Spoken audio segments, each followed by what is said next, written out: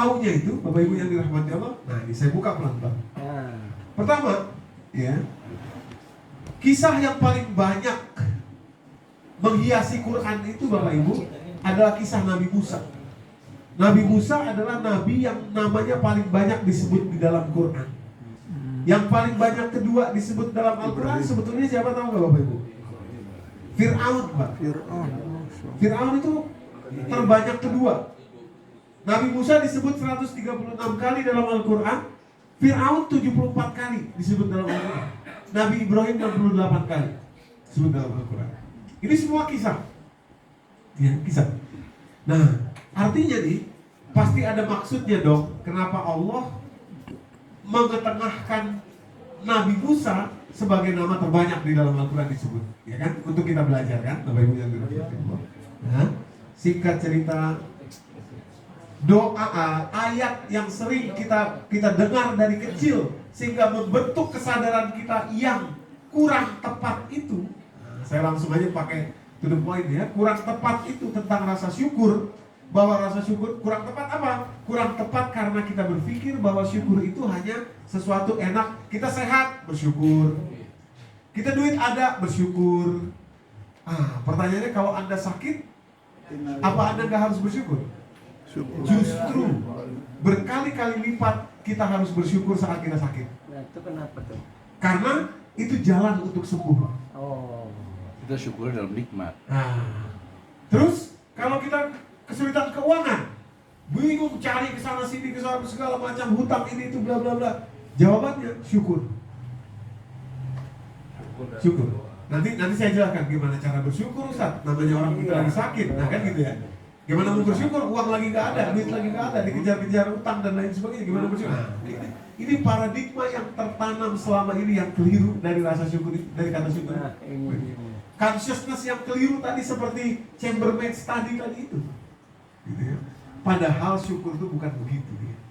Pelan-pelan kita masuk. Ini kan ayatnya ya, ayat yang populer yang selama ini kita kenal gitu ya.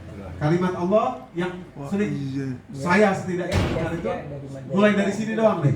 La in syakartum la azidannakum. Saya yakin Bapak Ibu pasti pernah dengar. Wala in kafartum inna azabi lasyadid.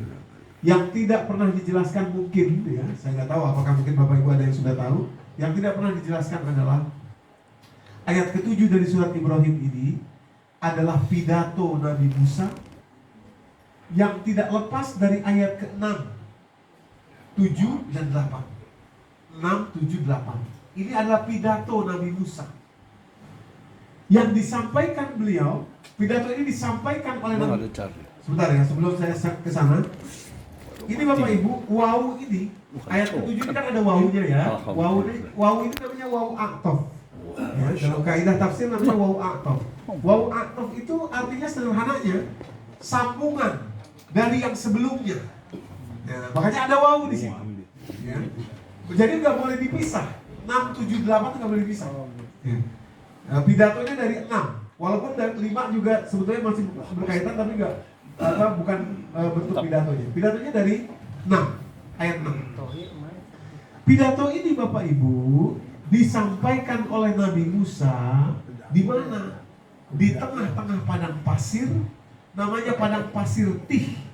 Setelah Bani Israel ini tersesat kurang lebih 40 tahun di padang pasir itu. Muter-muter, cari jalan keluar nggak ketemu di padang pasir itu sebagai hukuman Allah. Nih, ada nggak di sini? Nah ini, surat kelima ayat 20 sampai 26 Bapak Ibu ya. Surat Al-Maidah ayat ke-20 sampai 26. Singkatnya, mereka disuruh masuk ke Palestina. Waktu itu mereka nggak mau, mereka takut. Mereka bilang, panggil aja Tuhanmu, nanti sudah selesai panggil kami. Akhirnya oleh Allah dihukum. Hukumannya pada ayat ke-26 kalimatnya begini. Qala fa innaha muharramatun alaihim arba'ina sanah. Yatihuna fil ard. Yatihuna fil ard. Mereka tersesat di padang Tih selama 40 tahun. Arba'ina sanah, 40 tahun. Yatih fil ard.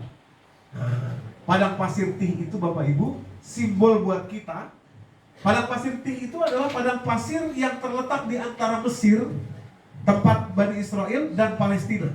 Mesir dan Palestina itu sebelahan Pak, maksudnya perbatasan. Ya. Sekarang namanya Palestina, sekarang namanya Mesir. Kalau dulu sama. Jadi di antara Mesir dan Palestina ada padang pasir Tih. Padang pasir Tih ini tempat Bani Israel main semasa kecil mereka. Maksudnya mustahil mereka bisa tersesat di situ. Tapi kenyataannya mereka tersesat 40 tahun gak ketemu jalan keluar. Ini simbol pelajaran kepada kita. Ketika kita bermaksiat kepada Allah, melanggar Allah dan lain sebagainya, kita akan tersesat di tempat yang kita pikir kita punya kekuasaan di situ, atau kita punya kemampuan, kepandaian di situ. Contoh, anak misalnya. Persoalan luar biasa itu. Kita pikir kita tahu, kita kenal siapa anak kita nih. Tahu-tahu suatu masalah muncul, ya. Kayak nggak kenal saya sama anak saya itu, Ustaz. Ini introspeksi sama, ini ya gini ya Bapak Ibu ya. Kisah dalam Al-Quran itu simbol buat kita.